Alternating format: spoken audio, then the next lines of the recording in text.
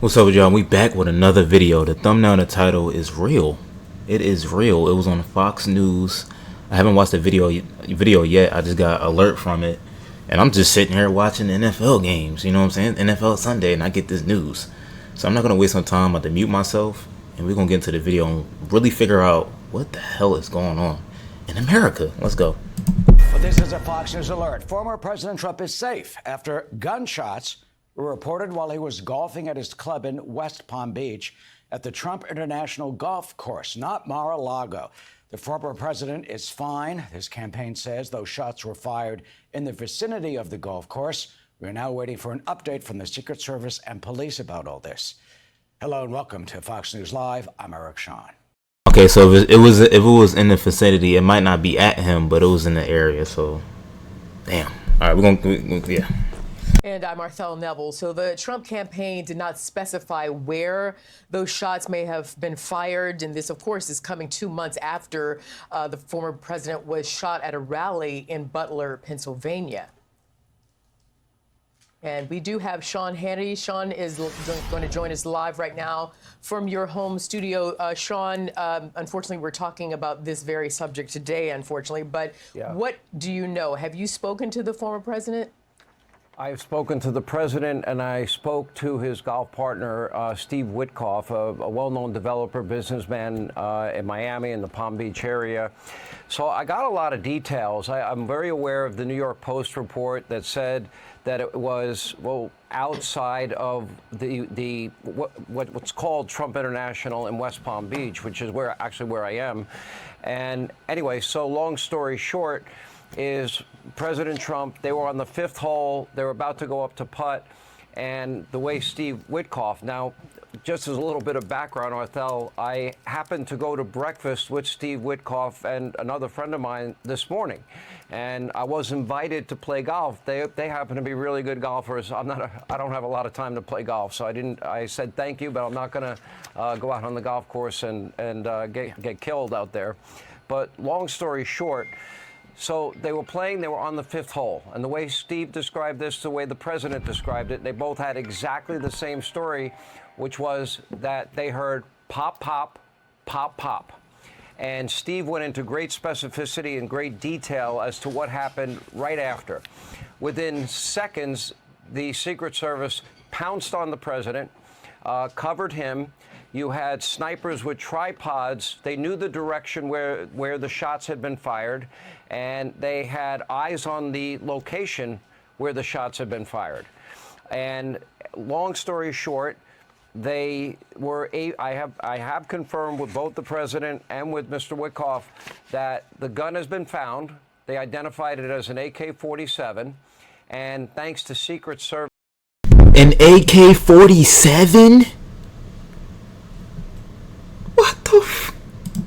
Drone video coverage, they were able to identify one individual involved in this shooting getting into a car after dropping the AK-47. And my understanding, according to both of them, is that that car has been identified, and I believe it's been surrounded. Whether or not that person has been apprehended or not, I don't know.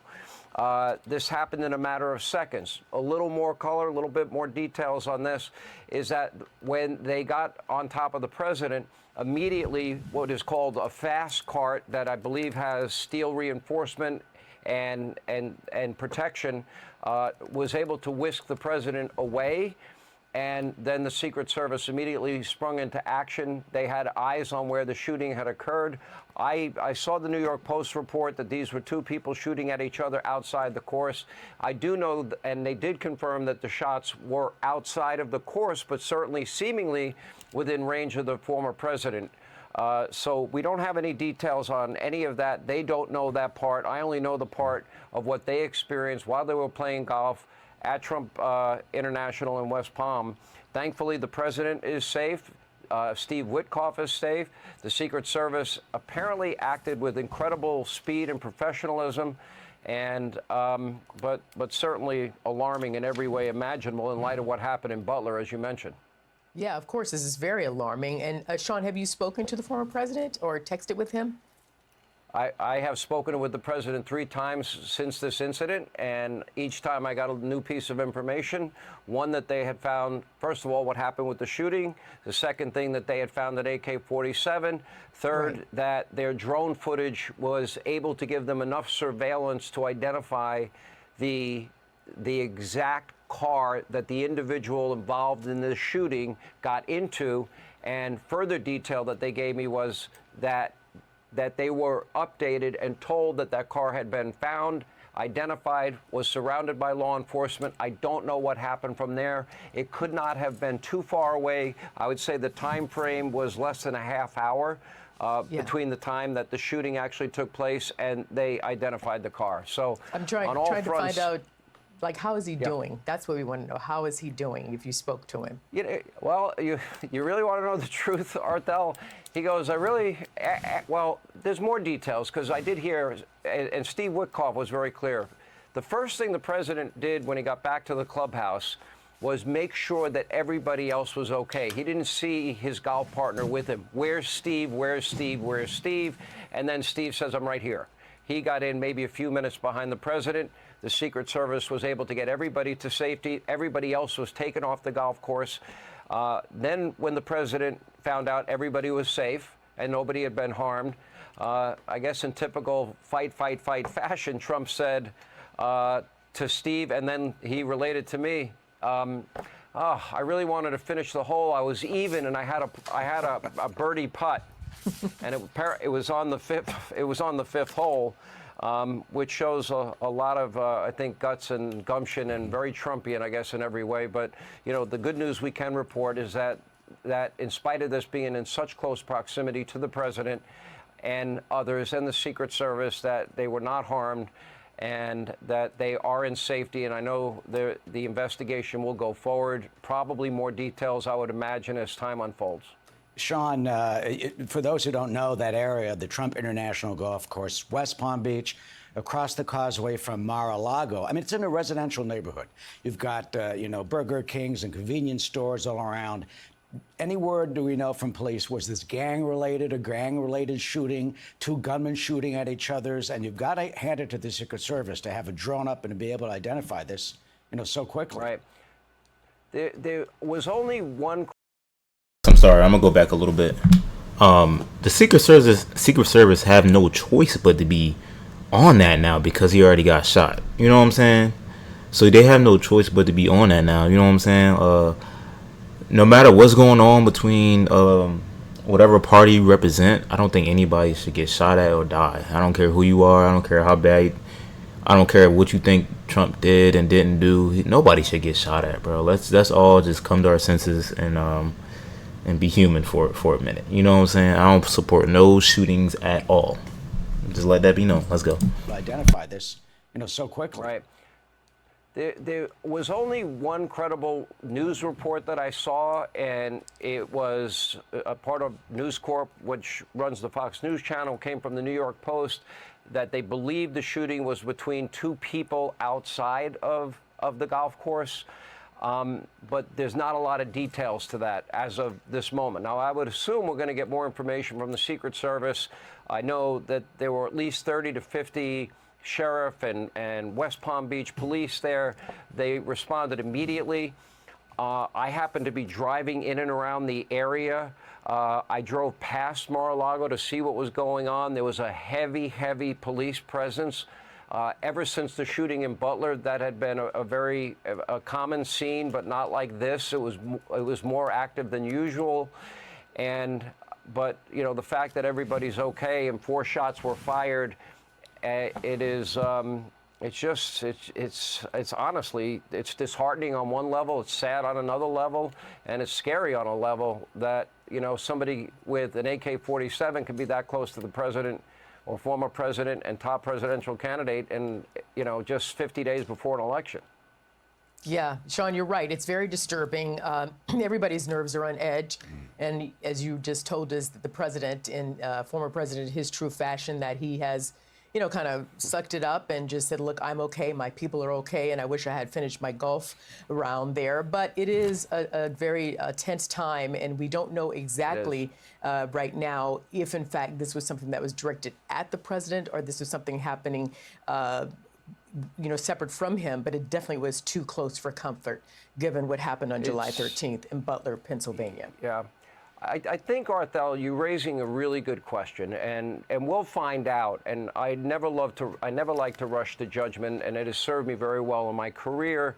And I think that's why we got Ferguson, Missouri right, and Duke Lacrosse, and UVA, and Freddie Gray in Baltimore. And early in my career, when the Atlanta Journal-Constitution said that Richard Jewell fit the profile of the lone bomber because he lived with his mother. I was on the air at the time. I didn't know that Richard Jewell was even listening to my show. I found out later. And I said, just because he lives with his mother does not fit the profile of somebody that would be involved in a bombing. So when situations like this do unfold, I think the important thing to do is wait for the details to come in. The good news that we can tell you, I can add one little piece to the equation, is that the president got home very late last night. He had a rally, I believe it was in Salt Lake. He flew in, maybe got to Palm Beach around 2:30 in the morning. And when I went to breakfast that was planned with Steve Witkoff and another friend of ours, and when I went to breakfast with them this morning, we went to our favorite diner, and it's called City Diner, by the way.